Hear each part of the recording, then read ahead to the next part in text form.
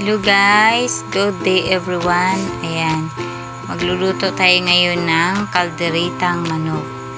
Ito po yung aking gagamiting mga sangkap.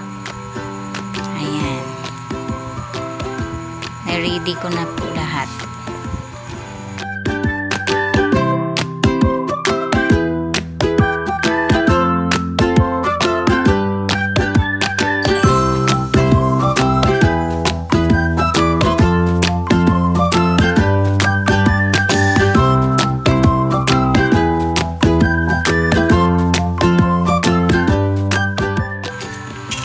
Ayan guys, yung ginamit ko lang yung taba ng manok.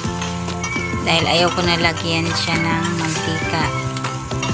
Mantika na rin kasi yung manok. Ito lang yung pamantikain ko. Ayan, tingnan nyo. Unti-unti na yung lumabas yung kanyang mantika.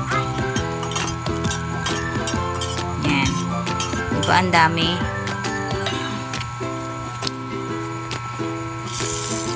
Ilagay na natin yung luya.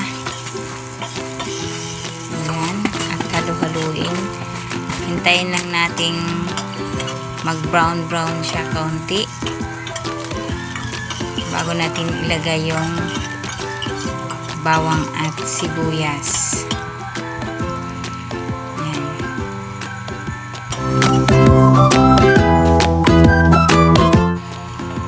Guys, kung makikita nyo, ang daming mantika ng manok, diba? Ilagay na natin yung bawang. Ayan, halo-haloin natin ulit para maging brown-brown din siya. Tapos, ilalagay na natin yung sibuyas. Ayan. Singunitin na natin yung kotip. Tapos, halo-haloin uli.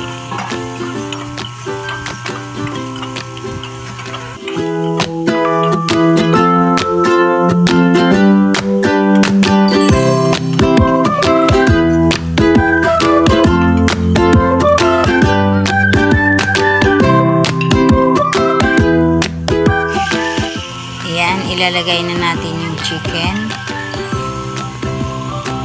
Konti lang naman itong niluto ko guys para sa aming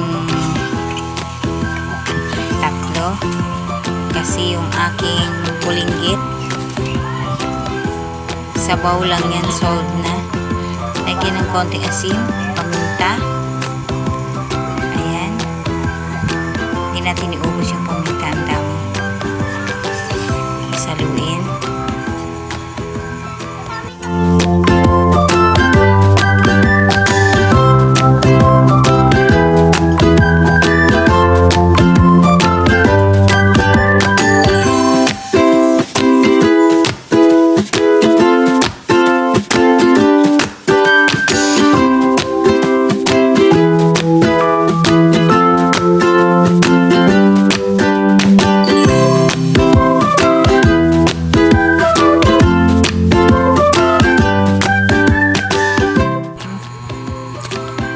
Ilalagay na natin yung carrots at patatas. Ayan, para mag-isa din siya kahit konti. Takpan muna natin.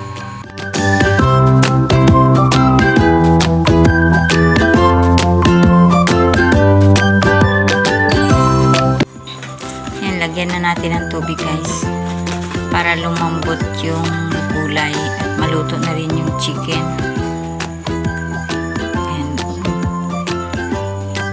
Maraming tubig ko eh. Lagyan na rin natin yung chicken cubes. Kalahati lang yan nilagay ko. Kasi konti lang naman. And guys, parang naparami yung tubig ko.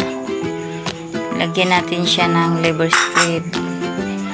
Para medyo lumapot yung sabaw. Tsaka pangpasarap na din pag may liver spread siya.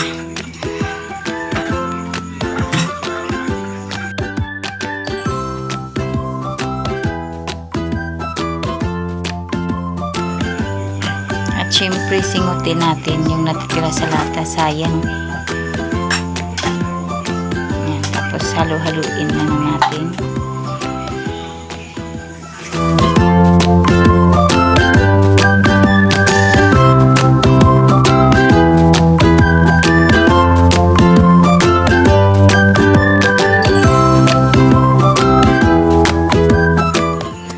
Ilalagay na natin yung tomato sauce para sabay na rin siya dun sa pagpalapot natin.